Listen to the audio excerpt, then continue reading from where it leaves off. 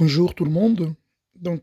J'ai fait cette vidéo pour vous présenter ce qu'on appelle la géopolitique. Pourquoi je parle de géopolitique? Cette vidéo va concerner la thématique du coronavirus et je vais prendre pour exemple la chaîne télévisée française TF1. Alors, tout d'abord, c'est quoi un journaliste? Un journaliste, c'est d'abord un observateur, un historien, quelqu'un qui suit l'actualité de manière permanente et qui a pour but de faire éclore la vérité. En fait, le journaliste a pour travail de chercher la vérité et de la diffuser, de la faire connaître. C'est ça le rôle d'un journaliste. Alors, il n'est pas forcément un spécialiste dans un domaine particulier, c'est plutôt quelqu'un qui a une grande culture générale, et cette culture générale lui permet de comprendre les enjeux qui se jouent, soit en coulisses, soit au devant de la scène, dans des domaines divers et variés. Alors, au sujet du coronavirus, nous allons voir comment la géopolitique a influencé le monde du journalisme. Parce que nous sommes dans des pays qu'on appelle soi-disant démocratiques, où nous avons la liberté d'expression, nous avons la liberté de la parole, où les médias, les journaux sont censés être libres, indépendants. Mais nous allons voir en fait que tout cela, ce sont que des mots, mais en réalité, l'habit ne fait pas le moine. C'est-à-dire que sous l'apparence d'une démocratie ou d'une liberté d'expression, ou liberté de la parole, ou indépendance de la presse, en fait, nous sommes en train d'être manipulés consciemment ou inconsciemment. Et c'est cette réalité que je vais vous faire comprendre dans l'ensemble des vidéos que je vais vous présenter. Et nous allons voir comment les choses vont évoluer. Cette première vidéo, c'est la vidéo du 19 mars 2020 sur TF1 et voilà comment les choses sont présentées à ce qui concerne les origines du coronavirus. Période de confinement, les rumeurs, les bobards, les fausses informations au sujet du virus circulent très vite. Cela alimente les peurs. Vous-même, vous en avez peut-être vu passer sur les réseaux sociaux. Bonsoir Samira El Gadir. Bonsoir Gilles. Ce soir, vous nous parlez d'un internaute qui dit avoir trouvé, mais alors en toute modestie, l'origine du virus. Oui, dans une vidéo diffusée sur Facebook, vue plus de 3 millions de fois en 24 heures, un internaute affirme, document à l'appui, que le Covid-19 a été inventé par l'Institut Pasteur. C'est faux. Et regardez comment l'auteur de cette vidéo empile les contre-vérités. Première erreur, l'internaute nous montre avec un brevet qui, selon lui, prouve la création du virus. Un brevet a bien été déposé par l'Institut Pasteur en 2004, mais son but était de trouver un vaccin contre le SRAS, un autre virus qui a sévi entre 2002 et 2003, donc rien à voir avec l'épidémie actuelle. Deuxième erreur de cet internaute, pour prouver que le virus a été inventé, il reprend le mot inventeur, sauf qu'en science, l'inventeur, c'est la personne qui dépose ses recherches. Un brevet, ça ne s'invente pas, un virus encore moins. D'ailleurs, l'Institut Pasteur va porter plainte contre cet internaute. Et donc, en un mot, comment on se prémunit contre ces fausses informations? Mais la première chose, c'est de se méfier de tous ces messages qui commencent par une information d'un chercheur ou du groupe qui lutte contre le coronavirus. Ça ne veut strictement rien dire. Il n'y a pas un groupe qui lutte contre le coronavirus. Et puis surtout, ne relayez pas ces fake news. La meilleure chose à faire, c'est de ne pas les relayer parce qu'elles alimentent nos angoisses. Et on le répète, Gilles, en ce moment, on n'a pas besoin de ça. Effectivement. Merci beaucoup, Samira. À ce propos. Voilà, donc vous venez de voir, ça c'est la première vidéo du 19 mars 2020 en France, donc journal TF1. Nous sommes au début du confinement et ces messieurs que je ne connais pas, qui a dit des choses intéressantes, les journaux ou les journalistes qui sont censés nous présenter les vérités, ils vont le présenter comme un fou furieux, quelqu'un qui n'est d'autre que dans des théories de complot. Voilà la chose qu'il faut retenir de cette vidéo. Nous allons voir comment les choses vont commencer à évoluer. La deuxième vidéo que je vous montre, c'est celle du 3 avril. Regardons ce qui se passe. Donc là, toujours sous TF1, les 3 avril, voyons voir.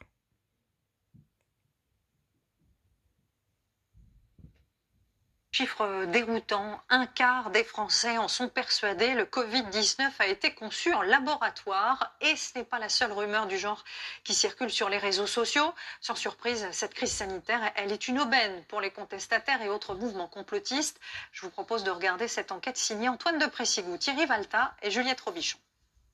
Chauve-souris ou pangolin, le coronavirus est d'origine naturelle, c'est une certitude. Plusieurs études l'ont prouvé, son génome a été décortiqué par les scientifiques et pourtant. C'est des amis qui me l'avaient dit qu'apparemment ça partirait d'un laboratoire franco-chinois. Moi je penserais plus pour un test dans un laboratoire qui a mal tourné, c'est clairement.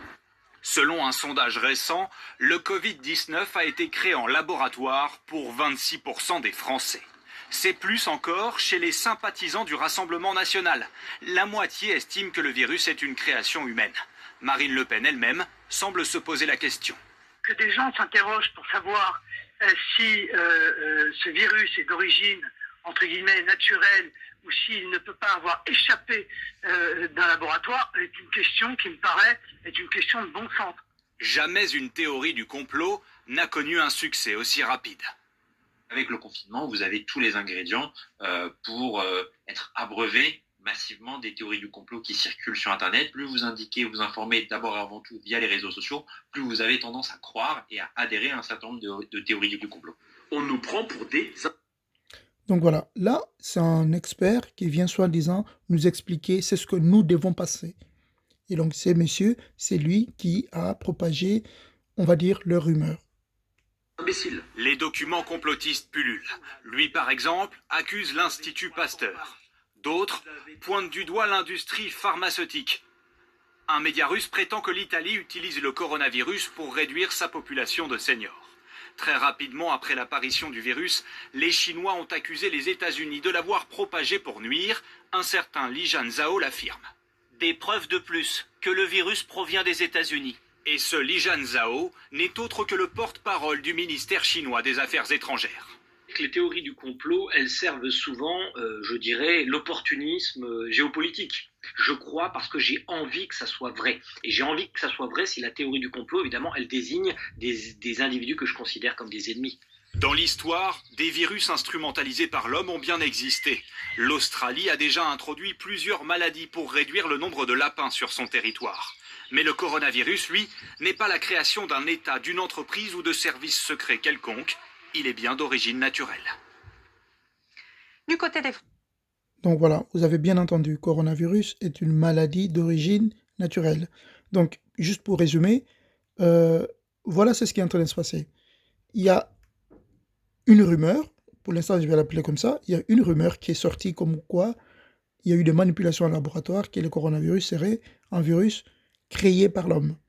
Donc les journaux, donc les journalistes qui sont censés nous donner la vérité, nous présenter la vérité, sans prendre de parti, en fait, en toute objectivité, qu'est-ce qu'ils nous disent? C'est faux. Ils nous amènent donc des personnes qu'on appelle des experts, qui sont censés nous dire c'est ce qu'on doit penser. En fait, ça s'appelle des arguments d'autorité, parce qu'en amenant un sociologue qui, lui, connaît la sociologie, qui connaît les mœurs des personnes, eh ben, on est censé le croire parce que lui, c'est son métier. Voilà, c'est ce qu'ils sont en train de nous mettre dans la tête pour qu'on pense, c'est ce qu'ils nous disent de penser et non pas c'est ce que nous voulons penser ou c'est ce que nous concluons par rapport aux informations que nous avons. Et donc, ici, c'est ce qui vient de se passer. On commence à prendre, c'est ce que j'appellerais pour l'instant la rumeur, on va l'habiller avec un vêtement qu'on appelle théorie de complot. Voilà, tout de suite, c'est des mots qui font peur, c'est des mots qui nous font prendre la distance, de dire « Oula, c'est pas sérieux ». Et c'est comme ça qu'on va présenter les choses dans la télévision française sans aller au bout des choses, donc c'est-à-dire des théories qu'on appelle des complots, les analyser et de comprendre c'est ce qu'il en est réellement. Les 3 mars, donc là, pardon, les 3 avril, on a vu c'est ce que la télévision française en pense. Et qu'est-ce qui va se passer? À partir du 11 avril, et puis, eh ben, les choses vont commencer à changer. C'est-à-dire que toujours sous l'habit de l'expert, on va nous amener des experts qui vont commencer à préparer les terrains par rapport à ce qui va venir ensuite. Voyons les journaux du 11 avril 2020. Gérald Bronner. Bonjour, merci beaucoup d'être avec nous. Vous êtes sociologue, vous vous intéressez d'habitude à tout ce qui est croyance et aussi au comportement généré par la peur et l'inquiétude. La délation, c'était un symptôme que vous attendiez? Bah oui, en particulier, disons, dans une situation où il y a des indignations morales. On le voit bien, la plupart des gens qui procèdent comme cela, on les applaudit pas, mais en l'occurrence, sans doute qu'ils sont animés par un sentiment d'indignation.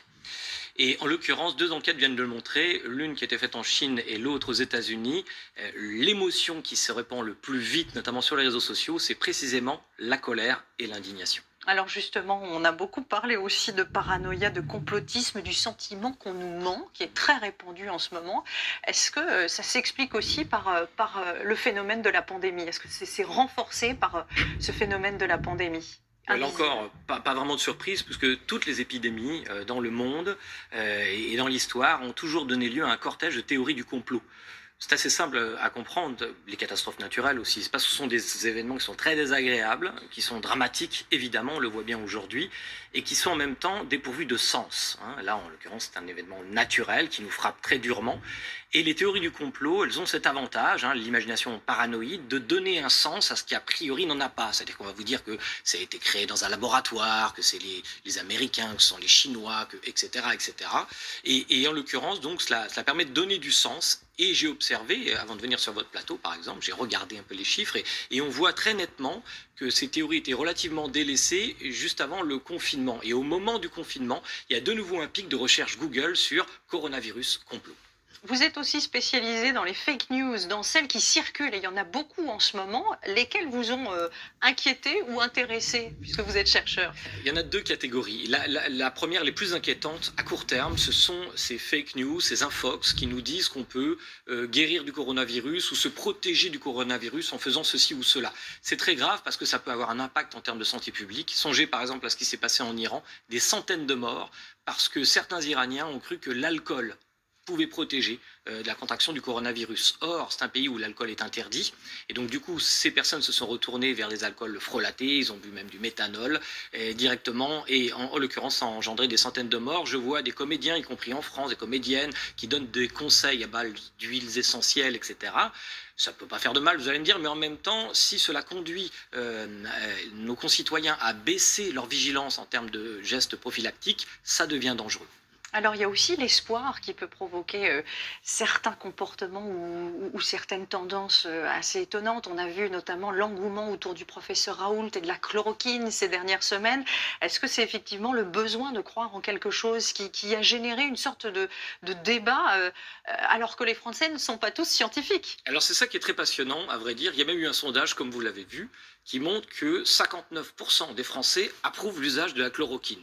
Mais ceux qui ne l'approuvent pas sont tout aussi intéressants. Moi, ceux qui m'intéresseraient, dans lesquels je me reconnais personnellement, c'est les 20% qui disent « je ne sais pas ». Moi, je ne suis pas médecin, je ne sais pas, je vais laisser à la science faire son travail. Elle le fait rapidement en ce moment, mais ça demande quand même du temps de faire sérieusement de la science. Et ce qui est très intéressant dans la période, c'est qu'en effet, on a vu apparaître un peu partout en France, comme à peu près sur tous les sujets d'ailleurs, des compétences en médecine, en épidémiologie, en virologie. Et ça porte un nom en psychologie, ça s'appelle l'effet Dunning-Kruger, du nom des deux inventeurs de cet effet. C'est simplement le fait que quand vous commencez à vous intéresser à un sujet, vous ne vous apercevez pas encore de votre incompétence. Donc vous avez une grande confiance dans un premier temps, et plus vous travaillez le sujet, votre confiance en vous-même, elle baisse paradoxalement jusqu'à atteindre une vraie expertise. Donc, comme je le rappelle souvent, en citant le terme de Stephen Hawking, l'ignorance est moins dangereuse pour la connaissance que l'impression de savoir. Nous rentrons aujourd'hui dans des sociétés où les individus ont l'impression de savoir, et ça, c'est tout à fait dommageable.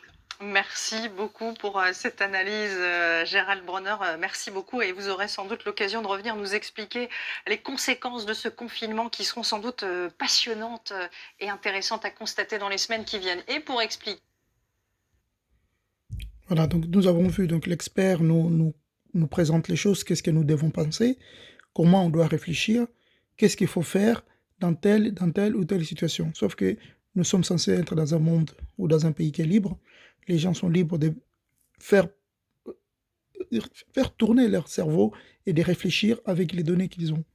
Mais c'est ce qu'on va voir par la suite, ça va devenir beaucoup plus intéressant. Pourquoi? Parce que je vais vous expliquer une chose.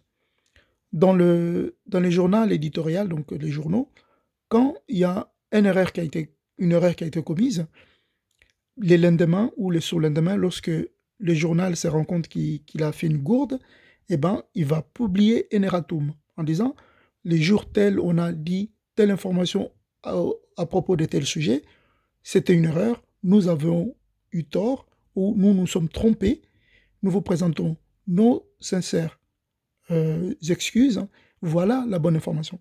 C'est ça la démarche scientifique, mais aussi journalistique. C'est reconnaître son erreur, faire ses mea culpa, et puis présenter les choses dans le bon sens. Sauf que là, ça n'a pas été le cas. TF1, après s'être trompé durant un mois, la première vidéo que je vous ai montrée date du 19 mars. Cette vidéo que vous allez voir maintenant, elle est du 17 avril. Et voyons voir comment les choses ont évolué depuis. Vont encore plus loin dans leur critique. Donald Trump qui émet des doutes sur la sécurité d'un laboratoire de virologie de Wuhan. Il s'appuie certes sur un rapport vieux de 2 ans, mais il affirme aussi qu'une enquête est en cours. Les précisions de Michel Scott. L'origine de la pandémie pourrait-elle découler d'une erreur de manipulation humaine dans un laboratoire chinois? Le soupçon s'est renforcé cette semaine, pour l'instant sans preuve, à la suite d'une révélation du Washington Post.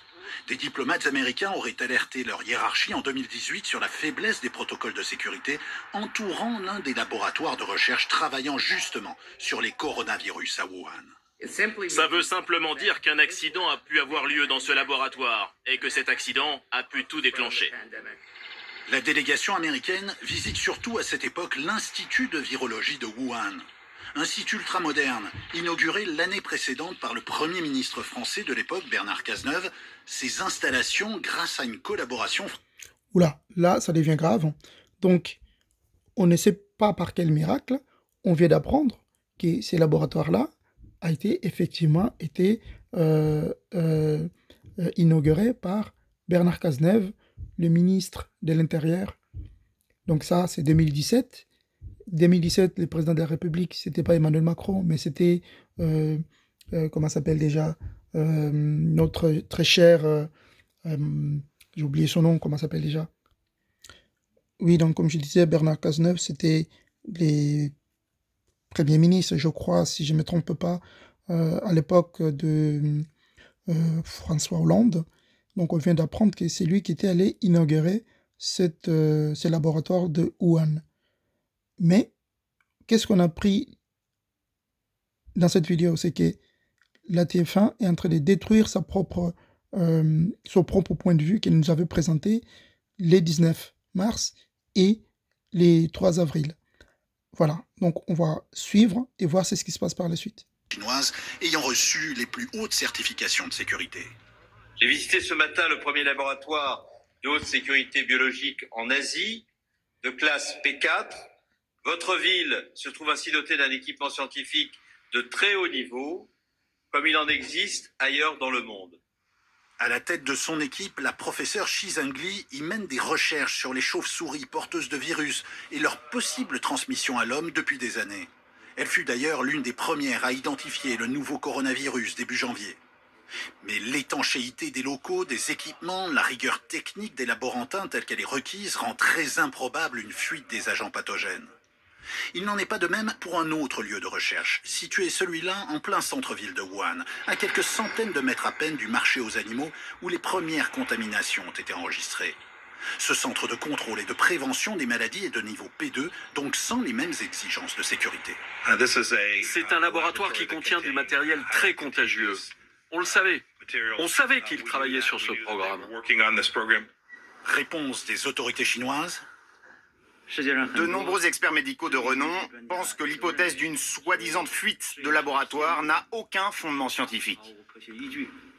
De fait, encore une fois pour l'instant, rien n'a pu étayer ces soupçons de manière probante. En Europe, Donc voilà, vous avez tout suivi, pas besoin de me donner plus de commentaires. C'est ce qui était sûr et certain. Nous avons vu dans les documentaires de 19 mars, mais aussi du 3 avril, que la maladie était bel et bien et scientifiquement prouvée comme étant d'origine naturelle. Et là, on vient de voir, on vient d'apprendre que c'est un virus qui se serait échappé dans un laboratoire, qu'il aurait été manipulé. En fait, on parle de manipulation. Quand on parle de manipulation, c'est on change la nature de quelque chose. C'est-à-dire que c'était peut-être un virus naturel qui a été modifié par l'homme. On a ajouté des choses pour les rendre aussi terribles. En fait, c'est une arme bactériologique. Et donc, après Donald Trump et le Washington Post, on va voir maintenant, toujours dans le journal, donc ça, c'est le journal du 11 Non, pardon, c'est le 17 avril. Dans la continuité du journal du 17 avril, après l'intervention donc de l'information côté américain, Donald Trump et Washington Post, on va voir c'est ce qu'il en pense notre président Macron. Toujours sous TF1, la continuité.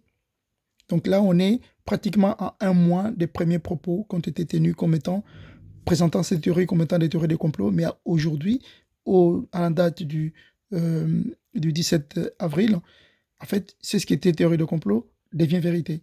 Ah bon? Ça vous choque pas? 4 mois après le début de l'épidémie, les relations entre la Chine et le reste du monde se sont largement refroidies. Après les États-Unis et le Royaume-Uni, c'est au tour de la France de déclarer que Pékin n'a sans doute pas tout dit sur ce qui était en train de se passer. La Chine qui a d'ailleurs revu son bilan à la hausse aujourd'hui avec 1290 morts de plus. Laurent Aubaine. Le chiffre des victimes, les mécanismes... Il faut juste rappeler une chose ici, c'est-à-dire que sous la forte pression internationale, la Chine a augmenté des morts. C'est-à-dire qu'au départ, ils étaient à 3300 morts à peu près. C'était le nombre de morts pour le coronavirus en Chine et le nombre officiel. Suite à la pression internationale, comme par hasard, ils viennent d'ajouter 1300 morts en plus. Donc, ils arrivent à un chiffre de 4600. Bon, bah, ok. Si vous êtes comment dirais-je, vous êtes prêt à croire ça bien en vous, moi, j'y crois pas du tout. Il y a des choses qui se passent, comme il dit, on nous a pas tout dit. Mécanismes de transmission ou encore les origines mêmes du virus. Aujourd'hui, les interrogations sont nombreuses et les réponses chinoises apparaissent comme peu satisfaisantes. Autant de zones d'ombre qui suscitent des questions. L'administration américaine lance des enquêtes et pour la première fois, le président Macron s'interroge dans une interview au Financial Times.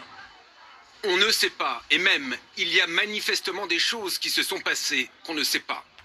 Et sur ce qu'il s'est réellement passé à Wuhan depuis décembre dernier, la CIA a aussi ses doutes sur l'origine du virus et le nombre de victimes, un chiffre que les autorités chinoises viennent subitement de réactualiser. 1290 décès supplémentaires dans la ville, 50% en plus, soit 4632 décès en tout en Chine. La mairie de la ville explique ce matin avoir décidé de rajouter certains patients décédés chez eux, faute de prise en charge hospitalière. Donald Trump affirmant ce soir que le nombre de morts était bien plus élevé que le bilan officiel. Pourquoi les autorités ont-elles attendu avant de partager leurs informations sur la transmission du virus entre les hommes? Le 14 janvier, une note de médecin informait les autorités locales. Le 24, le confinement de Wuhan était décrété. Des informations qui ont peut-être convaincu le président Macron de s'exprimer. L'objectif, je pense, il est clair, c'est d'avoir des informations supplémentaires sur la connaissance à l'époque du virus des Chinois, mais aussi d'essayer de contrer un discours qu'on entend de plus en plus en Europe, l'idée que la Chine aurait géré la crise de façon parfaite et serait le seul modèle à suivre. L'occasion aussi d'obtenir des informations sur ceux qui, dès la fin décembre, avaient prévenu de la dangerosité du virus, des médecins, des journalistes, certains aujourd'hui décédés ou disparus. Et vous allez l'entendre.